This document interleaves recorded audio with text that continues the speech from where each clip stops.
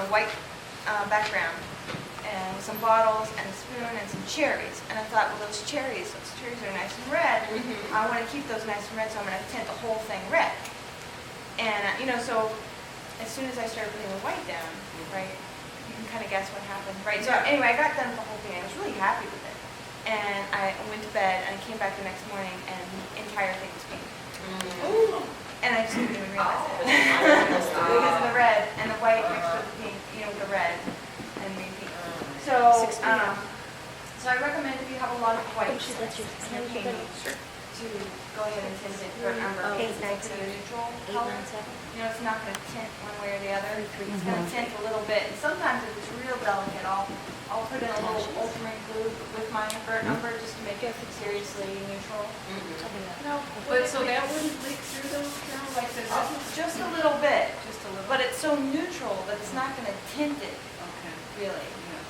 I really like the burnt umber coming through. And would it make a difference if you had toned the canvas like weeks ahead or something? Oh, absolutely. Yeah. It was dry. But then depending on how thin or thick you paint, it can still come through. So it's something to think about anyway. I stole a lot of things. I went around the room and stole things. So I hope you guys don't mind. Did you mix with your medium with the burnt umber or just your turf? Just the turkey. Okay. Just the On mineral the spirits for under. the ground. Always for the ground, it's just mineral spirits. Do you do this also for the appearance of the paint? Right, so my ground is for two reasons, right? I find that just even getting the canvas wet a little bit, it's not the color, it's getting wet.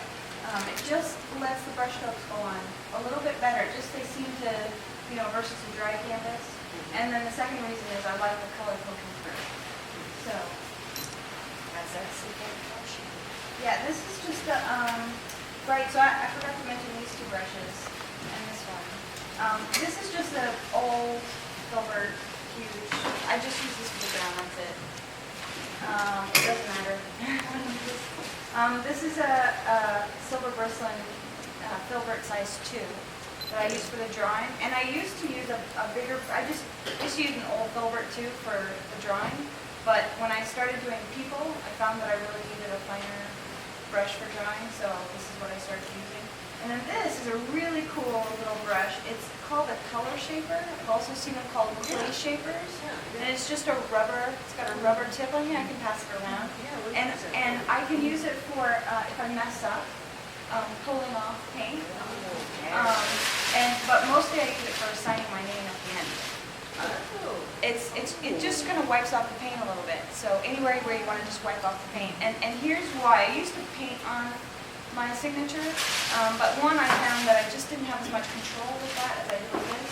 But also, some folks were talking in one of my workshops, and one of them had just found this beautiful painting. She'd gone to Santa Fe, and she fell in love with this painting, really loved it, and was just about to buy it, but she just couldn't get herself to do it because the signature, she said, was too loud. Oh, Right? I mean, I probably would make the same decision, if a signature was too big. And I've seen a lot of these paintings, and especially in CSA for some reason, like big and red. It takes up half the painting. And so I started making my signatures discreet. Just like most of the time, if you look for it, you can find it, but it's not screaming at you. So I really like this for that. It's a color shaper or a clay shaper, and I actually like a smaller one. I had a smaller one before the fire, and then somebody gave me this one. And I haven't been to an art store. The ones you can buy online, you have to buy them in sets, and they cost like $40. And you have to get all the different kinds, right? And and you never know kind of what size you're going to get. So I would really prefer a smaller version of this, and at some point I will get to an art store and get myself one because I haven't done it. So this is a size 6. I like a size 2. But anyway, if you want to feel it, it's really cool.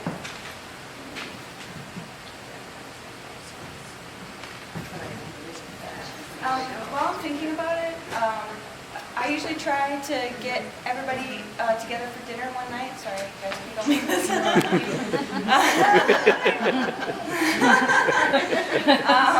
So usually it turns out to be Thursday is when everybody, because it's kind of the last night. A lot of people end up leaving on Friday afternoon. So if any of you guys want to get together for dinner Thursday night, kind of have a big group. Lisa had an idea for a place we could go. It's kind of expensive, like $20. Oh.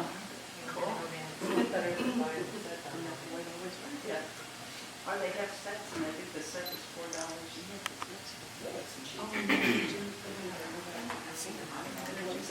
Yeah, it's on the list. I just saw them, yeah. That's when I was wandering last night, trying to get back.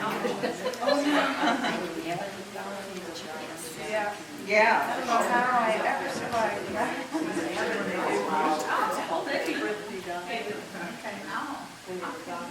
And they're open till they're open.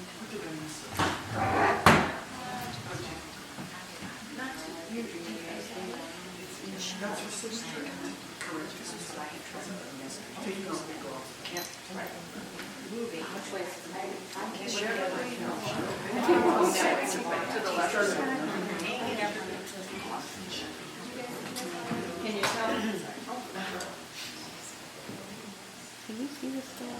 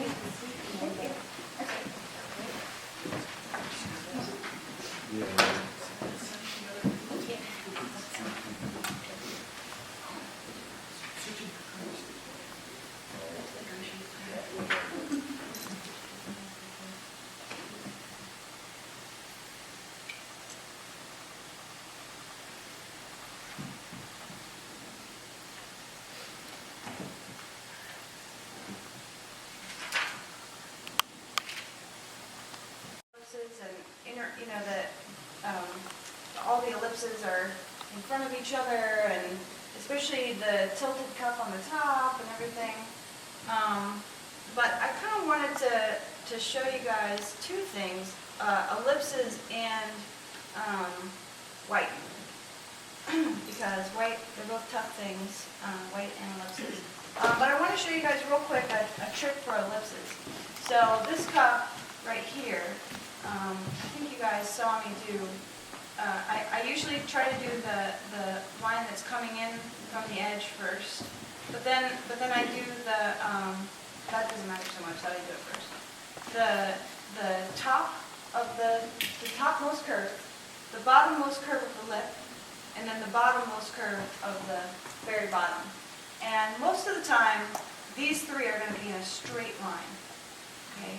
When it's over towards the left side, it's going to tilt just a tiny bit this way. On a larger canvas, if you have something over here or over here, it's going to tilt just a little bit to this way and just a little bit to this way. I don't know why. It's something to do with our eyes, maybe the curve of our eyes or something, but you can see it. If you look through a viewfinder and you look at your stuff, you'll see it. But the point is, it's not going to be very tilted. It's going to be mostly straight up and down. And if it's right in the middle of the canvas, it's definitely going to be just straight up and down, okay? So then you can draw a line straight through these 3 points right here. And then a line halfway between this and this that's at the same angle. So again, this one's just slightly tilted. And that should be where the left and right sides of this ellipse are, right? And if you have any trouble with ellipses, I recommend you do this mark, this mark, this mark, this mark, and this mark, and then draw your two lines. And then basically just fill out the ellipse by doing this. So you've got, basically, you're going to have four little shapes, this shape, this shape, this shape, and this shape, that are all going to be kind of mirror images of each other. Okay? And it makes it a lot easier if you break it up into those four parts. It makes it a lot easier to see if it's correct or not. I see a lot of people drawing ellipses, you know, and they're real wonky, you know, they've got a big bump in them somewhere, or they're really tilted or something. And so if you just do this cross in there, it makes those things just blatantly obvious, and you go, oh, I see now that my ellipse has a big bump in it or something. Okay. So that's a really good way to get your ellipse right. It's harder, well, it's a lot harder when you have an ellipse like this that's tilted, right? Because this cup is sitting in this cup, it's leaning a little bit. This trick doesn't work for tilted ellipses or ovals. It only works for circles that are sitting flat on the ground. So cups, plates, bowls that are round, okay? So with the tilted ellipse, you have to just, you know, look at where it is and try to figure out how it's going.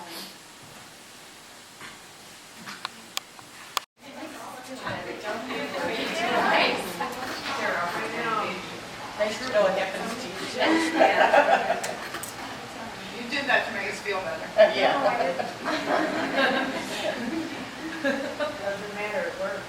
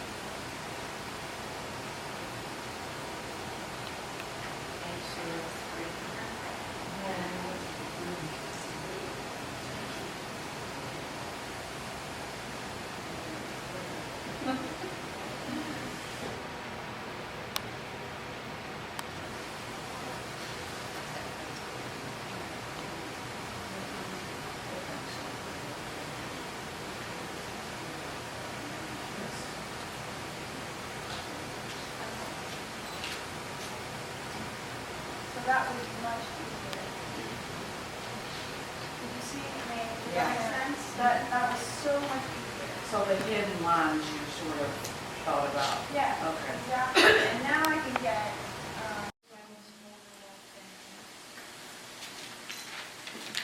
I was really inspired by Ron. Is that your name? Ron? Yes. I was really inspired by his painting yesterday. Did you guys Yeah, see it his was painting? fantastic. But he didn't cover all the, I mean, he really did it nice and loose, and it reminded me that I used to do that. I'm going to borrow a little bit or try to.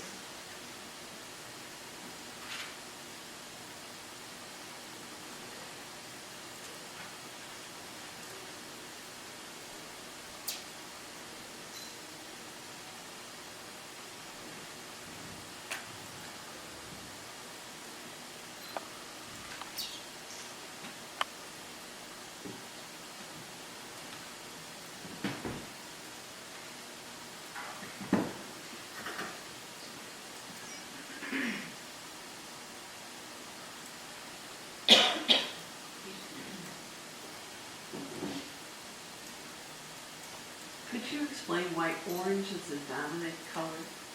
Well, Because I'm thinking there's so much white, that would be... it's not the dominant color. Oh, okay. What is So it? when I say dominant, I mean it's the color that takes up the most room in the painting. Okay. So like, if I were to take this whole painting and cut it all up into little pieces, and put all the white pieces over here, and white and gray, and all the orange pieces over here, the orange would be my smallest pile, right? Right. So the white and gray neutral pile would be the biggest. So that's my dominant color. But the orange is my most vulnerable in this case. Remember I talked about vulnerable yesterday with you? No, Yeah, I was here. Okay. So my islands are my most vulnerable, right? My orange, I feel, is my most vulnerable island, just because it has the most saturated colors. If I were to do all my other islands first, then I would get a lot of white into my orange, and it would make it real choppy. Okay. So I want to keep it nice and strong, so I'm going to do that first. But then I'm going to start in on the cups, right? Because those are my next island, and then this is all my ocean, right? Right. Okay. I got it. Thank you. That's a great metaphor. Is it yours or did you get The it? vulnerable No, or, the islands of the ocean.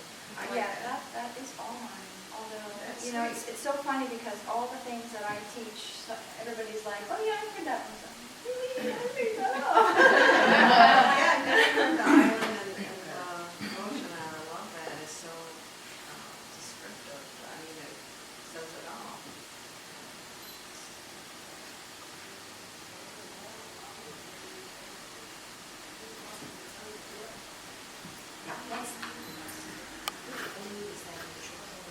Ultramarine.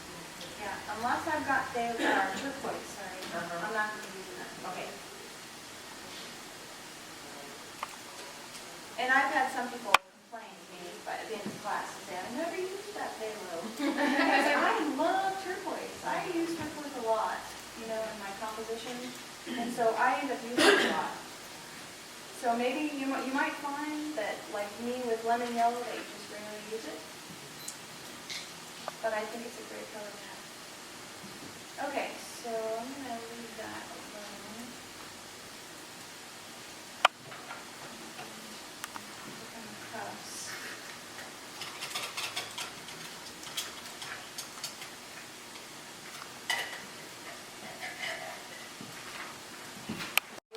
Limb, I would consider that vulnerable, and I would put that in first. So I'm going to start with that little spot right there. And like I was talking about yesterday, you've got to leave the highlights as the highest value point. It's got to be the lightest. And so you've got to, so like the top of this little handle is white. I mean, all the cups are white, but I mean, the top of this is very light, right? But it's not as light as the highlight, right? The highlight sits on top of that. So, so I've got to tone this down a little bit, value-wise. So how do I do that? You guys know? Yellow, all of them. Red, yellow, and blue. So, What's our mantra, folks? red, yellow, blue. Red, yellow, blue. So I'm just going to start off with those three. And it doesn't need to be a lot darker. And one reason I really like to work on a white palette is because I do a lot of white things. And I like that I can always judge that white as the lightest and always make everything but the highlight just a little bit darker than my palette. Now this palette is not a white, unfortunately. I took a piece of palette paper and I've been experimenting what to do to my glass because the last one I just gessoed the bottom in it. Do you remember that? That was in your class. It was just kind of a funny off-white, and I thought surely it should be white, but it was something about the glass that made it a little off-white. But this one I put a piece of palette paper underneath there, and then put the glass on, and the wood, like something in the wood seeped into the paper and made it all funky, and It's almost like you need to paint the wood white and then put the paper over it. That makes sense. That's a good idea. Yeah. I have the same problem with glass. Yeah, yeah, glass has almost like a green tint to it, like when you turn it to its side. Right. Unless you buy the super expensive optically clear, but that glass. You is can really- get it.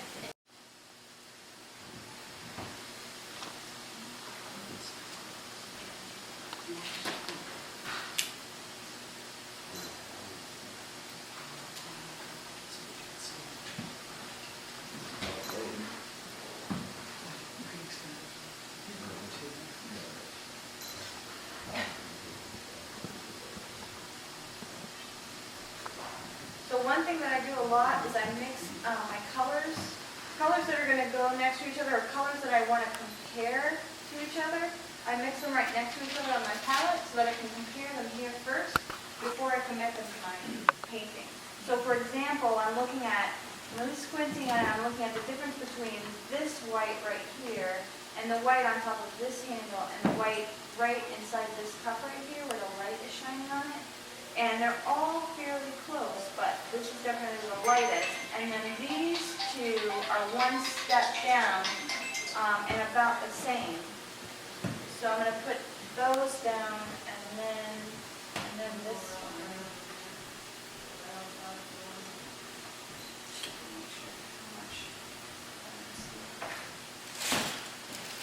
So is your basic one that you're choosing the lightest? Oh, I can get it. I mean, not the highlights, but Yeah, trying to just, find similar lights to. yeah, and yeah, exactly. I'm comparing them, right? I'm going, okay, so if this is the lightest, then what's the next step? And where all do I see it? You know what I mean? And I'm comparing those two. Like this one is just a little bit darker, so I'm comparing them here on my palette first. I'm mixing them right next to each other so I can compare them. And then putting them, even though they're not right next to each other here, I want to compare them here. So do you have 3 piles of white right now in your palettes? No, just two. So I basically mixed this, and then the two little bits where because it curves and it gets a little darker over here and a little darker over there, and then this spot and right here. So those are all kind of the same. And then I'll just keep going down. And I'm not necessarily trying to go from light to dark. It just is working best that way right now. It's not like I always go from light to dark. Just that's what's But working. what you are doing is picking out in the objects all the similar patches, Yeah, right? And right. you're mixing up for those patches. Right, because this is all white, and so, and I just want to, I want to get all the similar spots down. Right. So then the next step would be what's inside this cup, because the light is very close to this cup, and it's shining in there and then bouncing back on the other side, making it fairly light. But it's also kind of blue in there. So it's still a blue-gray, so I'm still going gray, it's just a little bit bluer.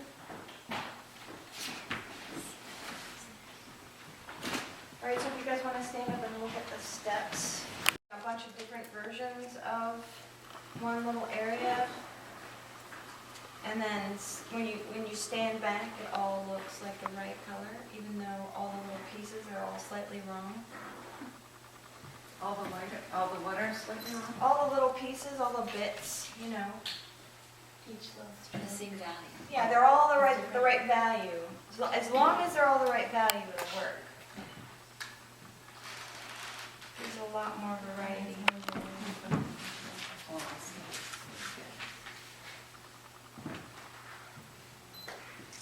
Okay, and then the next step is going to be the outside of this cup.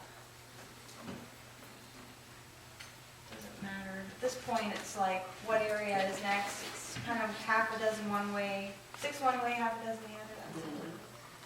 So I'm really trying to squint at it, because if I don't squint at it, I see all these reflections of things, especially in this cup.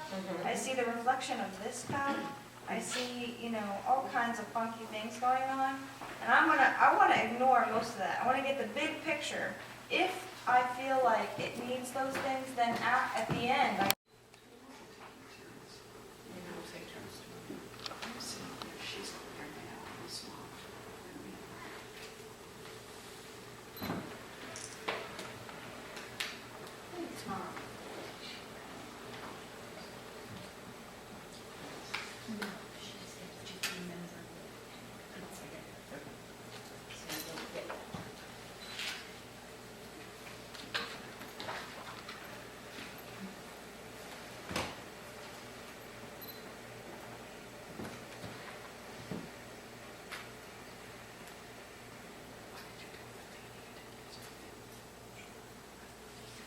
If those areas you mentioned are the darkest dark, what about the little, I tend to make where the orange meets with, shadow.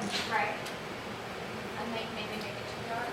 No, that is also very, very dark right there, but from up here, I don't see that. Oh, okay. Yeah, actually, that's a really important part, and still lives, I see a lot of people not putting in that dark, and it makes it look like it's not sitting down. Right?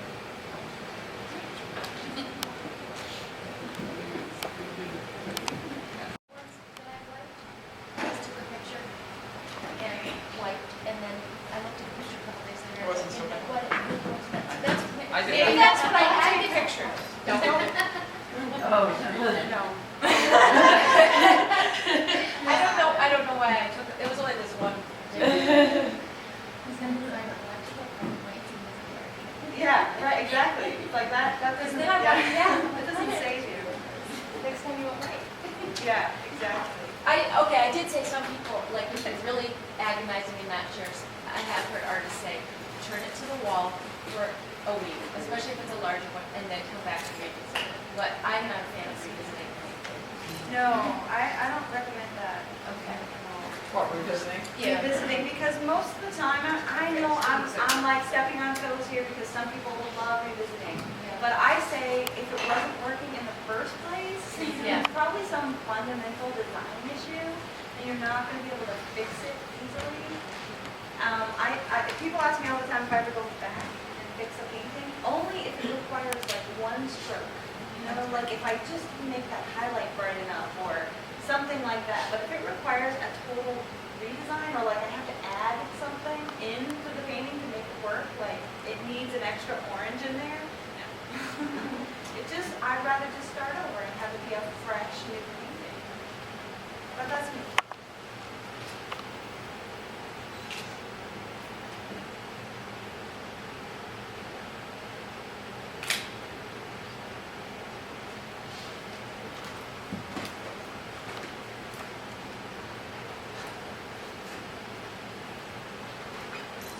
How long do you keep your brushes? I mean, at one point you just toss them. When they don't work anymore. Typically a month. I think I mentioned yesterday that I've been experimenting lately with washing my brushes more often, and I find that makes them last a lot longer. It used to be that each brush would last about a month. I'm finding they're still good after a month now. I got some Murphy Rose, so I'll put it in the app and people will use it. Oh, great. Thanks.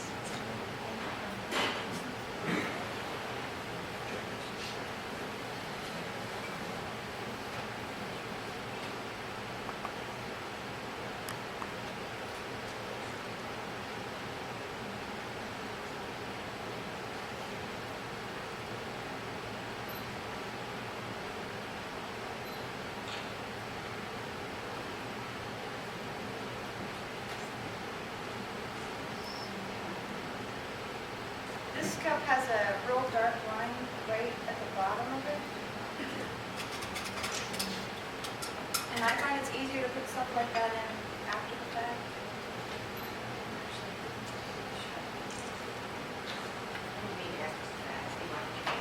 Yeah, like I went ahead and put both sides of that line down first. And then I'll go ahead and put the darker line on top of this. So I'll put it in. So you're working off of the grays, you're pretty much mixed. Most of, in other words, you have most of your range Yeah. of grays, Right, and you're tweaking those. So you Uh-huh. have a range of grays, and now you're fine tuning it. right. That's exactly right.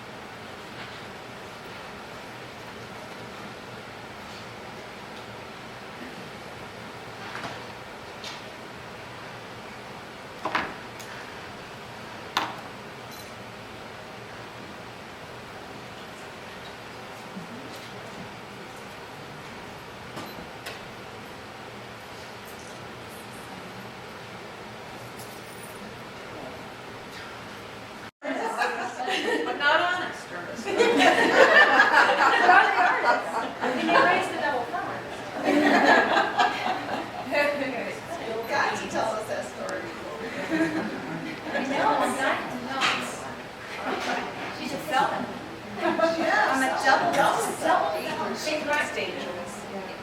No, two different friends. Different. Well, on the same night, though. Oh, on the same So, note. Oh, no. listen, fake ID. Public hearing. You'll never guess. She's a dishonest artist. And that's your medium in the little box cap there you got there? Uh-huh.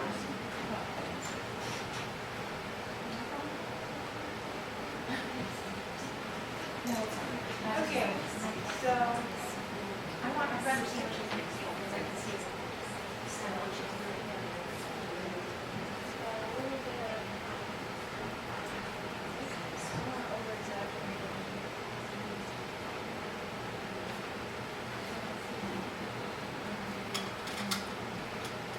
I'm really enjoying losing the background check. I forgot all about that. I love that. Just the little bits of background that shine